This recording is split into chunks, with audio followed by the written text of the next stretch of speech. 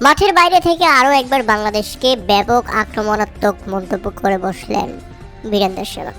হ্যাঁ দর্শক, তিনি আজকে সম্প্রতি দেওয়া এক সাক্ষাৎকারে বলেছেন, ভারত বাংলাদেশের স্বাধীনতায় সাহায্য করেছে, তাদেরকে ৬৭,০০০ কোটি টাকা ঋণ দিয়েছে, প্রতি বছর ১২০ কোটি টাকা সহায়তা দিয়েছে, খাদ্য সংকটে খাবার ও অর্থ দিয়েছে, আজ তারাই আমাদের চোখ রাঙাচ্ছে।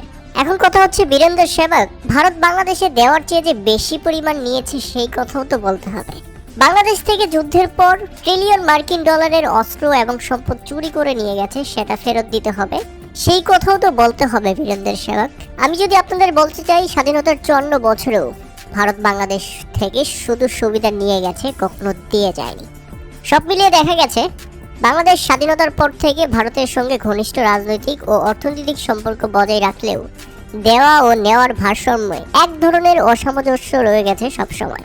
১৯৭২ সালের মৈত্রী চুক্তি দিয়ে সম্পর্কের সূচনা হলেও দীর্ঘ ৫৪ বছরে বাংলাদেশ ভারতকে ট্রানজিট, চট্টগ্রাম ও মোগলা বন্দর ব্যবহার, বিদ্যুৎ আমদানির সুযোগ, জলপথ, সড়ক ও রেলপথ ব্যবহারের সুবিধা দিয়েছে।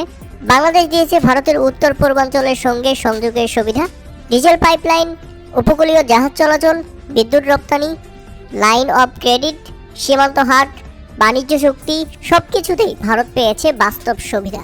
পাল্টা হিসেব করলে দেখা যাবে বাংলাদেশ পেয়েছে কিছু আর্থিক সুবিধা, সীমিত পণ্য প্রবেশের শুল্কমুক্ত সুবিধা, কিছু অবকাঠামো উন্নয়নের প্রতিশ্রুতি। তবে প্রতীক্ষিত তিস্তা পানি বন্টন চুক্তি এখন পর্যন্ত হয়নি, ট্রানজিট থেকেও পায়নি তেমন কোনো আর্থিক সুবিধা। ঋণ সহায়তা দিলেও ভারতীয় পণ্য কেনা, ভারতীয় ঠিকাদারদের কাজ দেওয়ার শর্ত, প্রকল্পের নাম ও উপযোগিতা নিয়েও আছে নানা প্রশ্ন। মোটা দাগে বলা গেলে ৫৪ বছরে ভারত কৌশলগত ও অর্থনৈতিকভাবে বেশি লাভবান হয়েছে, যেটা শুধু বাংলাদেশকে ব্যবহার করে।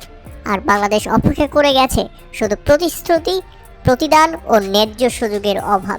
এখন পর্যন্ত সেটা চলমান। প্রিয় দর্শক, বীরেন্দ্র সেবককে নিয়ে আপনাদের মতামত অবশ্যই আমাদের কমেন্ট করে জানাবেন এবং তাকে এক কথায় কিভাবে প্রকাশ করা যায় সেটা জানাতেও ভুলবেন না।